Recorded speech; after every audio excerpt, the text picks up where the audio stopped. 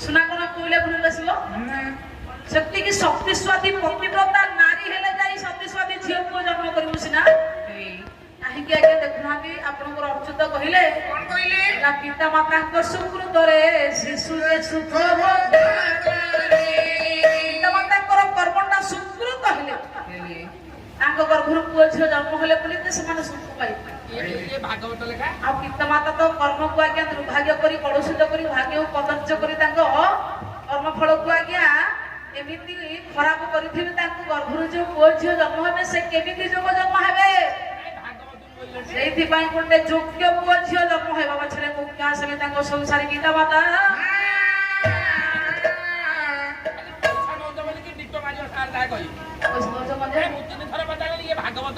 शास्त्र कथा कहछ भागवत लिखले ना के अच्छा बापा मां कर यदि किछि गोळमाल थबो हां पिला ठीक हेबे नाही अरे भागवत का दर्शन सुनो तू काई टाइम में हो हां सारा मोर टांकी गोटिया जोड़ेबू गोटा गोटी तो गरमार गर्भ एरे टांकी कहूची श्री गर्भरु जोडी को जाको बड़ कोटी इंजीनियर हैला हां एबे सांगास्की गाट डाली के मो ए बापा बड़ पोटी चोरी सानो पोटी तुम का पंचायत ए कोठ घोड़ा देखिलो नले टांगी पंचायत ए रह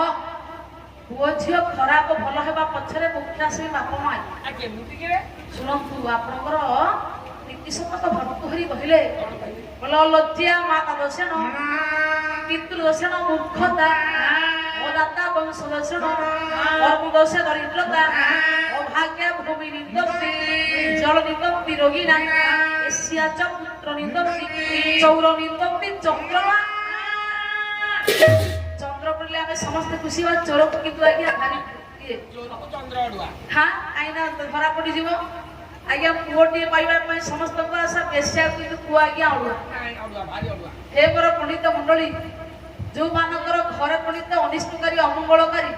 जो माने पंडित आज्ञा घर अलस होई बसी थी से भूमि की निंदा करिवे आज्ञा बोला घर मोर भूमिटा खराब हो पैसा उठू पैसा आंतुने किंतु आज्ञा जल के निंदा कर जल को निंदा करନ୍ତି रोगी मान ए जल मिठा लागो सेठी पई पंडित कवि लेखिले झियोटी खराब हो पछरे मा दाई अलज्जिया मा दोष झियो नष्ट होची कहा खुशी करिया दरकार नै सब दोषी होची मा मूर्ख दर्शन पुत्र पुत्र आज्ञा मूर्ख होची पुत्र अबाट को जाउची एथबे दोषी कहा करिया दरकार नै सब दोष बापा पितृ दर्शन मूर्खता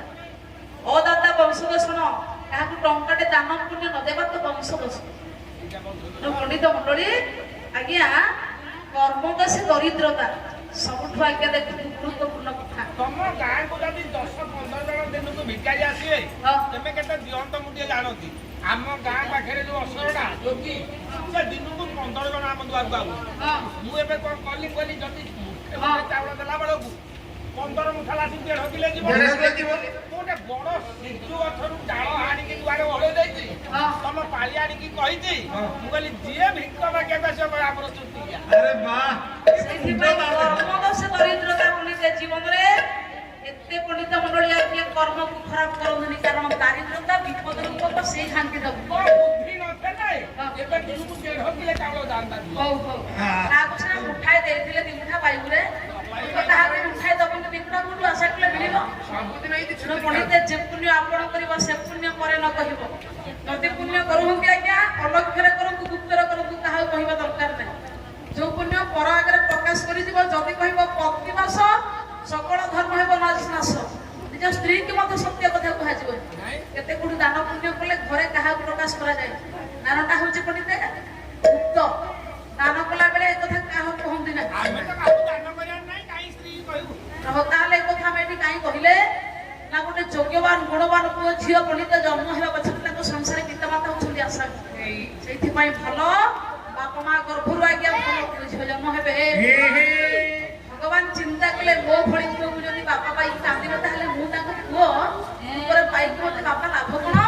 सेठी पई चक्र धामते की विस्तार कले आज्ञा दिन कृष्ण को करियर प्रदर्शन कले स्तुति निवेदन भलारे कले स्तुति निवेदन ये जन्म को जननी स्तुति आसन होई बोला कहू कहू माया करी के रूप संगारी होई मुकुंद रूप को हेले गोसाई बोला कंसर जेते को प्रहरी प्रहरी कालो निद्रारे चेतना आई गारी बाबू चक्र धामती जो धरी थिले देवकी वसुदेव नमस्कार कला बेले ଛନେ ନାହିଁ ବେଳ ମୋତେ ନେଇଗଲା ଗୋପେ ନନ୍ଦର ଘରେ ମୋତେ ଥୋଇ କନ୍ୟା କୁଆର ପାଲଟାଇ ପଣ୍ଡିତେ ବାଳ ମୁକୁନ୍ଦ ରୂପକୁ ଧରି ବାପାଙ୍କୁ ଆଜ୍ଞା ଦେଲେ ବାପା ମତେ ଗୋପରେ ନେଇକି ଛାଡି ଦିଅ ଫିଟିଲା ପାଦର ସାଙ୍ଗୁଳି ପଥ ଗୋଡାଇ ଗୋଡ ଘେନି ଭଗବାନ କିଏ କବାଟ କବାଟ ଆପେ ଆପେ ଖୋଲିଗଲା ଲୁହାର କବାଟ ଭାଙ୍ଗିଗଲା ଭଗବାନ ନମସ୍ତ করে ମୁଣ୍ଡ ଯେତେବେଳେ ଗୋପକୁ ଯାଉଥିଲେ ପୁଣି ଦେବସୁଦେବ ବାଟରେ ଆଜ୍ଞା ପ୍ରତିବାଦ କଲେ ଜଣେ ବରିଷ୍ଠ ଭକ୍ତ ଥିଲେ ଖୁସିଆ